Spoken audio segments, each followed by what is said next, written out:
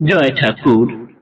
শ্রী শ্রী রামকৃষ্ণ পুঁথি তৃতীয় খণ্ডের অন্তর্গত লক্ষ্মী মারোয়ারির অর্থদান প্রার্থনা, এই অধ্যায় থেকে আজ আমরা তৃতীয় দিন পাঠ করছি। পর্ব 360, পৃষ্ঠা সংখ্যা 233।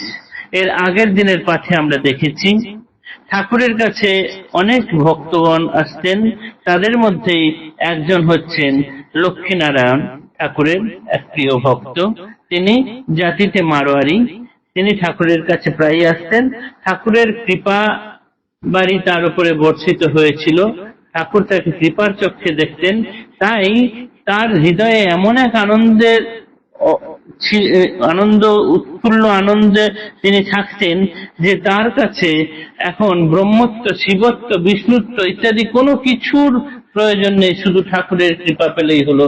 তাই তিনি সব ছেড়ে দিয়ে মাঝে মাঝেই ঠাকুরের কাছে ছুটে আসতেন।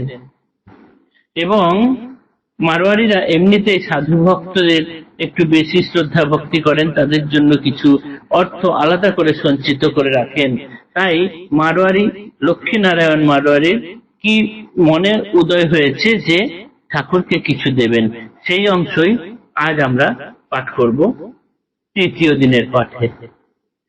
বিষয়ে বিমুগ্ধ বুদ্ধি মানুষ সকল, বিষয় বৈভব টাকা বুঝয়ে কেবল, অর্থের অধিক প্রিয়তম তাহি আর, তুলনায় অতি উচ্চ পাজরের হার। তাই লক্ষ্মী মারোয়ারি করে মনে মনে, টাকা করি প্রভু দেবে কিছু দেয় এনে। এদিকে কঠোর ত্যাগ দেখিয়া প্রভু, বচনে বলিতে না রে চিন্তায় আতুর। সুযোগ সুবিধা ছল করে অন্বেষণ, একদিন বলিবারে পাইল কারণ। ছিন্ন হেরি শ্রী প্রভুর বিছানা চাদর, জিজ্ঞাসিল প্রভু দেবে লক্ষ্মী জরি কর। ছিন্ন বস্ত্র ব্যবহার্য নহে আপনার, জোগাতে নূতন বস্ত্র কার আছে ভার।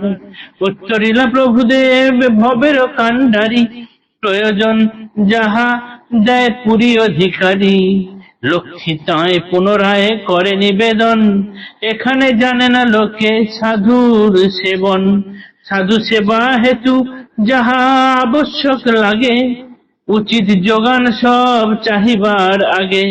আমাদের দেশে যত ধনী মহাজন, সাধু সেবা হেতু অর্থ দেয় বিলক্ষণ।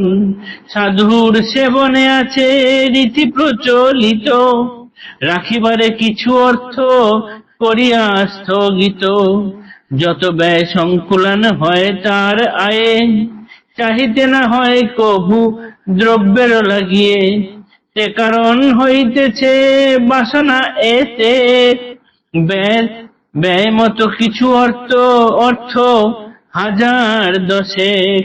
কোম্পানি কাগজ কিনি রাখি স্থিত করে, সুদে তার আপনার ব্যয় হবে পরে। গরল কাঞ্চন কথা তার মুখে শুনি, বিষম বিরক্ত হইলা প্রভু গুণমণি। বলিলেন কেন দাও অর্থ প্রলোভন, সব অনর্থের মূল অবিদ্যা কাঞ্চন। কণ্টক স্বরূপ অর্থ পরমার্থ পথে, কোন প্রয়োজন মম নাহি হেন অর্থে। চিত্তে যার তিলমাত্র অর্থভাব থাকে, মহানন্দময়ী শ্যামা নাহি মিলে তাকে। এমত অর্থের কথা না কহিবে আর, সর্বনাশী অর্থে কাজ নাহি কো আমার। শরীর রক্ষণ হেতু আবশ্যক যায়, সময়ে সকল পাই শ্যামার ইচ্ছায়। মারোয়ারি লক্ষ্মীনারায়ণ দেখেছেন যে এই সময়ে মানুষজন টাকা কড়িকেই সব থেকে বেশি প্রিয় বলে মনে করেন, ভালো বলে মনে করেন। বুকের পাঁজরের থেকে যেন টাকার প্রতি মানুষের আকর্ষণ বেশি। আগে টাকা আসুক, বুকের পাঁজর যায় যা, এরকম অবস্থা। এই অবস্থা দেখে লক্ষ্মীনারায়ণ মারোয়ারি ভাবলেন ঠাকুরের কাছেও তাহলে কিছু একটু অর্থ যদি দিয়ে দিতাম তাহলে ভালো হতো। কিন্তু তার মনের ইচ্ছা মনেই থাকে, ঠাকুর যে ত্যাগ, তার যে সংযম, এই দেখে, ঠাকুরের ত্যাগ দেখে তিনি আর বলতে সাহস পান না। কিন্তু তিনি ছাড়ারও পাত্র নন, তাই তিনি সুযোগ খুঁজছেন কোনো একটা অছিলা ধরে ঠাকুরকে অর্থ নেওয়ার কথা বলবেন। ঠাকুরকে যদি তিনি অর্থ দান করতে পারেন তাহলে যেন তিনি ধন্য হয়ে যান। এই রকম চলতে চলতে একদিন তিনি দেখলেন হঠাৎ করে যে ঠাকুরের বিছানার চাদর ছেঁড়া। তাই তিনি বললেন, আপনার কিন্তু ছেঁড়া বস্ত্রে, ছেঁড়া চাদরে থাকা সাজে না। আপনার যে প্রয়োজনীয় জিনিস সেগুলো দেওয়ার দায়িত্ব কার? ঠাকুর বললেন যে যিনি পুরীর অধিকারী তারই এই সকল দেওয়ার দায়িত্ব, তিনি সময় মতো সবকিছু দিয়ে দেন।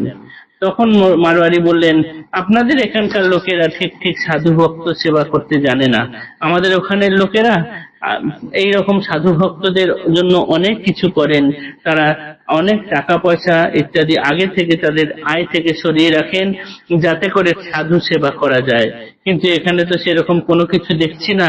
তাই আমার খুব ভীষণ ইচ্ছা ছিল যে মাত্র 1010 টাকা যদি কোম্পানির কাগজ কিনে আপনাদের কাছে রেখে দিই, তাহলে তার যা সুদ হবে সেই সুদের টাকায় আপনার যা যা জীবন চালানোর জন্য প্রয়োজনীয় জিনিস কিনে নিতে পারবেন, অনায়াসে হয়ে যাবে সেই টাকা দিয়ে।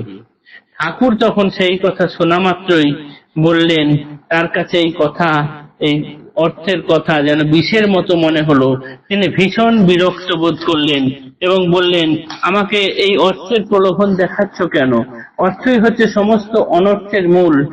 আর আমার এরকম কোনো অর্থের প্রয়োজন নেই। জীবন চালানোর জন্য যেটুকু অর্থের দরকার সেটুকু আমাকে মা শ্যামা যখন ইচ্ছা তখন পৌঁছে দিচ্ছেন। সুতরাং অর্থের লোভ আমাকে দেখিও না। জয় ঠাকুর।